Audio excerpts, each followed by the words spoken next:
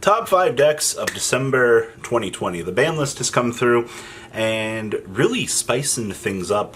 And by spicing up, I mean we lost Smoke Grenade, we lost our good friend Link Cross, which had the subtext Tribute Link Monster, summon tokens equal to its Link rating. It's a great time to be alive out here, and the villain known as the Destruction Swordlock is gone.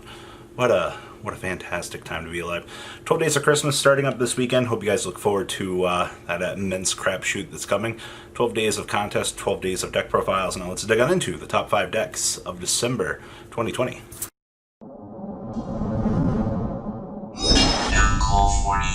The basic spice in the room, the best, I would probably say the best deck going forward into the new format is a Virtual World. Now, what does Virtual World do besides make double True King of all calamities, have an oppressive trap card, and also have a variant that can hand loop the opponent for a couple cards?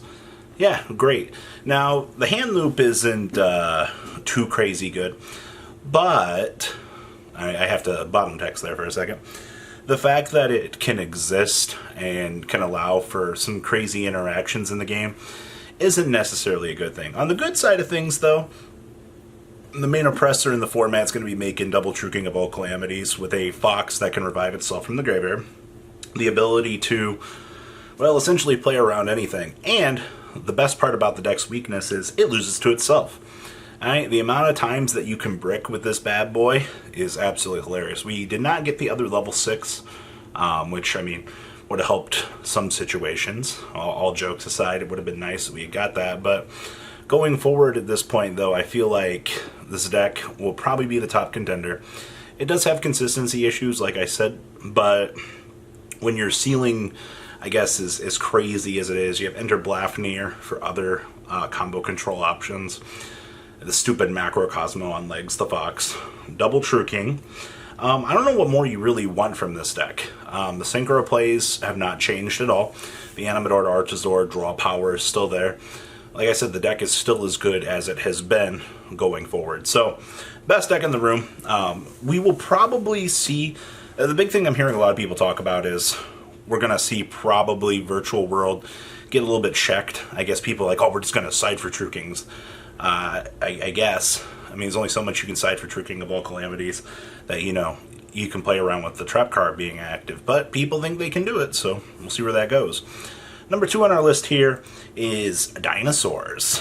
Now, I think Konami still hasn't read what Misc does. The entire community, well, not the entire community. There was a lot of negativity I read today. It's like, wow, Misc didn't get hit. That's bad for the game.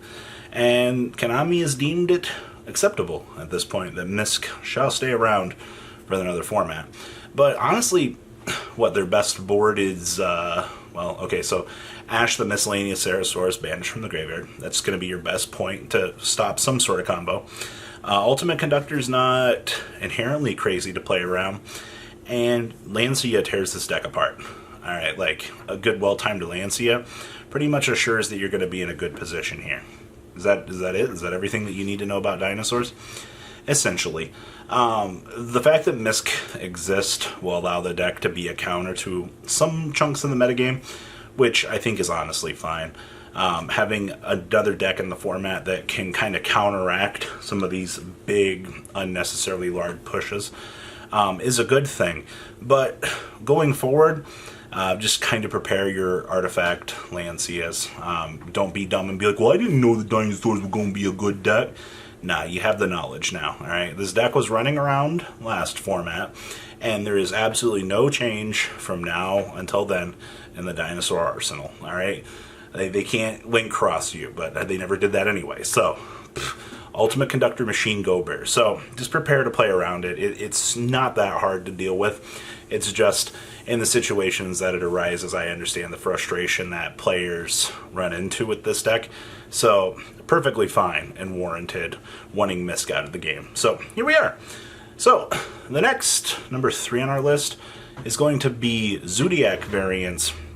But we're going to also loop in here the Eldritch variant. So out of the last extravaganza, we actually saw this relatively powerful variant of Zoodiac, which was taking the basic Zoodiac engine, which is all one card shenanigans, and we were splicing it in with the Eldritch package, which also gives you access to the Conquistador Pops, the Higuero Interruptions, and a further monster to capitalize and punish the opponent on a huge 3k plus body.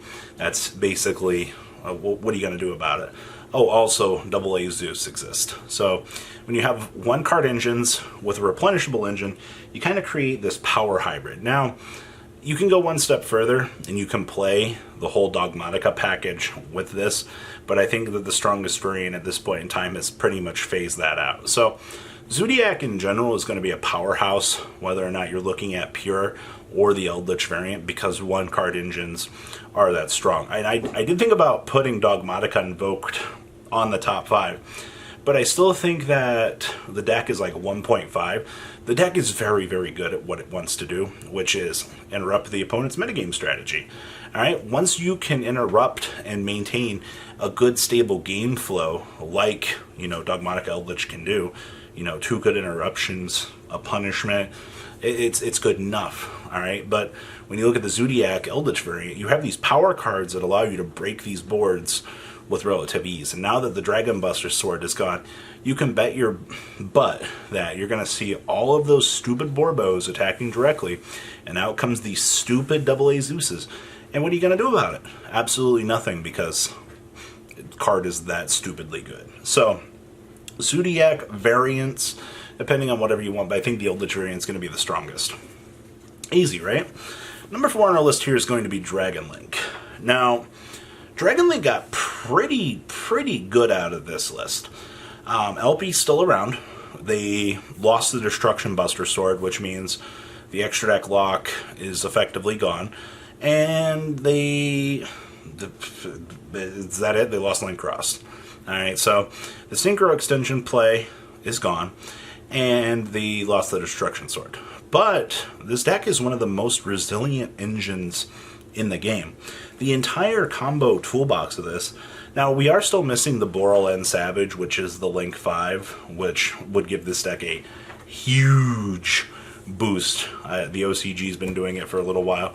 We also don't have the Dragoon Destruction deck yet, which I don't know if we're going to get that. I think they're going to include that in Ghosts from the Past or something like that. So depending on where they decide to drop this stuff in, will probably be where we'll see Dragon Link possibly resurge. But at this point in time, I think Dragon Link is the wild card for the top 5. I think that the deck will adapt. I think it's going to be a slower adaptation. I think in the early phases, probably the first week or so, players are probably going to discount this deck and be like, oh, Dragon Sword's gone. What's the point in trying to do this? You have some of the best engines in the game right now to play through. And while the deck is slightly more susceptible to traps at this point in time, I think that this deck will probably adapt and push forward as probably one of the more consistent picks. And like I said, later on down the line when we finally get Boral and Dragon, we're going to see a pretty cool shift, at least happening, to probably put this deck back up on the forerunner of things. So now you can just stop the Holly Fibrax and you'll be in a good position, because they're just going to be stuck on a dead island. Good times.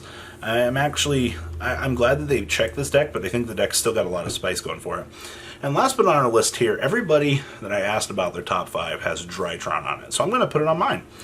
Drytron is the new Genesis Impactors Ritual Toolbox deck. Now, you have a card that skips your opponent's main phase, you have Herald of Ultimateness, you have Natasha to, it revives itself and it steals the opponent's monsters, and you just have a very consistent toolbox going for you.